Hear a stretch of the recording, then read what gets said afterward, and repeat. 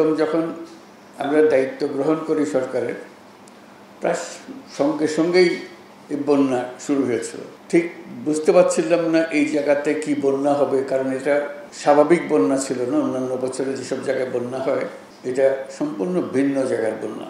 এটা কত গভীরভাবে মানুষকে ক্ষতিগ্রস্ত করবে সেটারও কোনো ধারণা ছিল না। প্রথম আন্দাজ করা হচ্ছিল যে তাড়াতাড়ি চলে যাবে।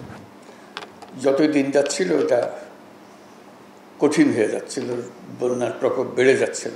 তো সবাই প্রথম ত্রাণ নিয়ে দৌড়াদৌড়ি, তাদের আপনাদের সবাইকে রক্ষা করার জন্য দৌড়াদৌড়ি, সবাই ঝাঁপিয়ে পড়েছিল সাহায্যের জন্য।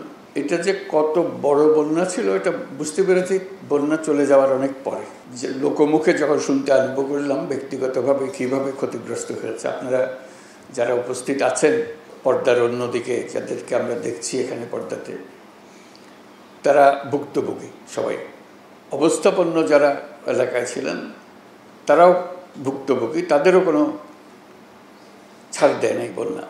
কিন্তু যারা বাড়িঘর হারিয়েছে তাদের কোনো জায়গা ছিল না কোথায় যায়। তো নানাভাবে প্রস্তাব আসছিল যে বাড়ির জন্য টাকা দিতে হবে।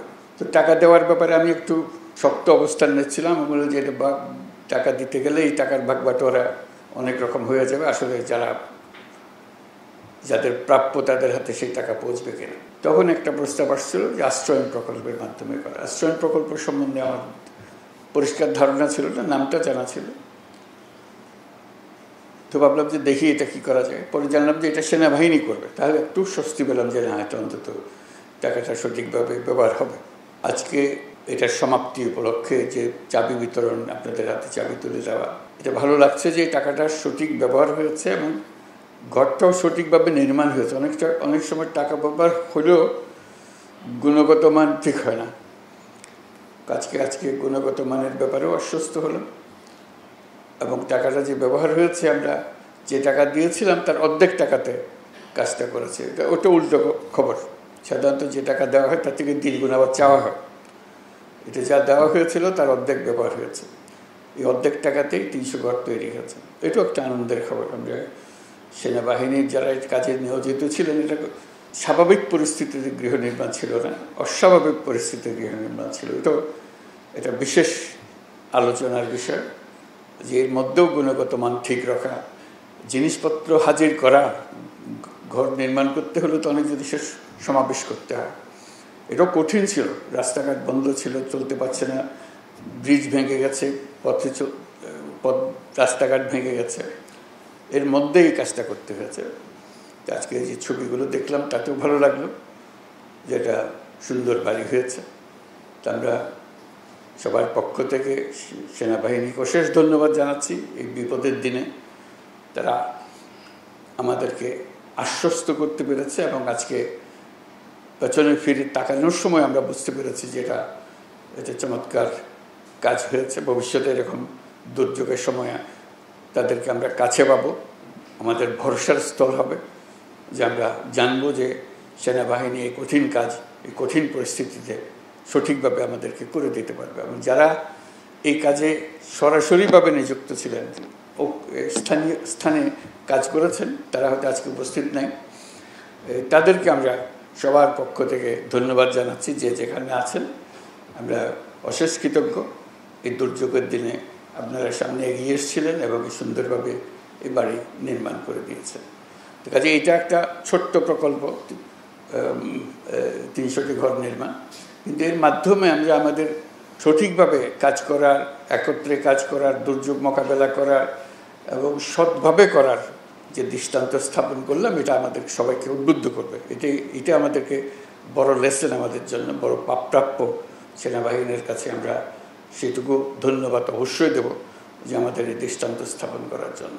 ফেনী, কুমিল্লা, নোয়াখালী, চট্টগ্রামের বন্যা দুর্গত পরিবারসমূহের পাশে দাঁড়াতে পেরে আমরা সত্যি আনন্দিত।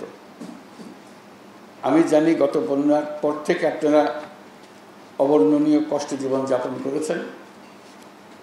দেশের সরকার হিসেবে এই দুঃসময়ে আমাদের পাশে থাকা, আপনাদের পাশে থাকা আমাদের নৈতিক দায়িত্ব, মানবিক দায়িত্ব ছিল। সেজন্য গত বন্যার ভয়াবহ পরিস্থিতি সামলে ওঠার সাথে সাথেই সরকার আপনাদের জন্য বসতবাড়ি নির্মাণ করে দেওয়ার পরিকল্পনা গ্রহণ করে।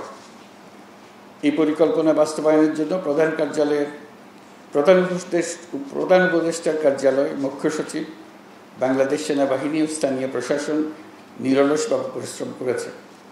এই জন্য আমি তাদের সবাইকে আন্তরিক ধন্যবাদ জানাচ্ছি।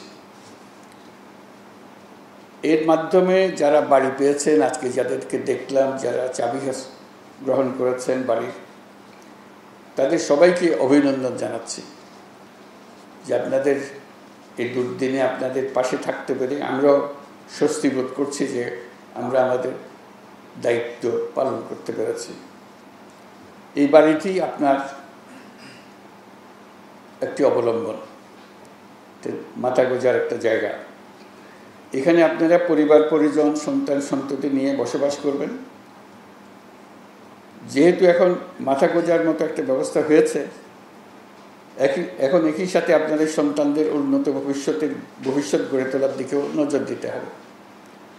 তাদেরকে ভালো মতো পড়াশোনা করাবেন, যাতে ভবিষ্যতে তারা ভালো মানুষ, ভালো নাগরিক এবং ভালো উদ্যোক্তা হতে পারে। দেশের মানুষ আপনাদের পাশে দাঁড়িয়ে যে সাহস জুগিয়েছে, সেই সাহস সবসময় মনের মধ্যে ধারণ করবেন এবং দেশের মানুষ আপনাদের সঙ্গেই থাকবে।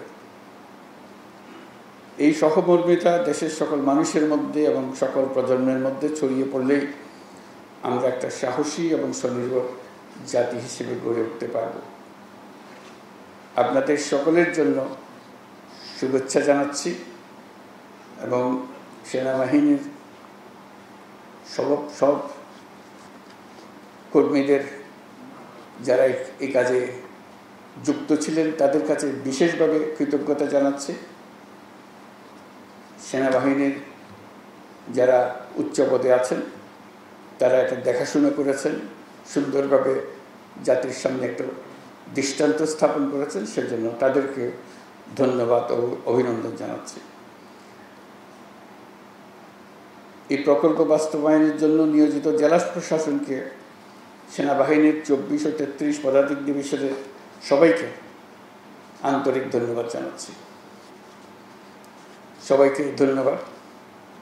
আল্লাহ হাফেজ।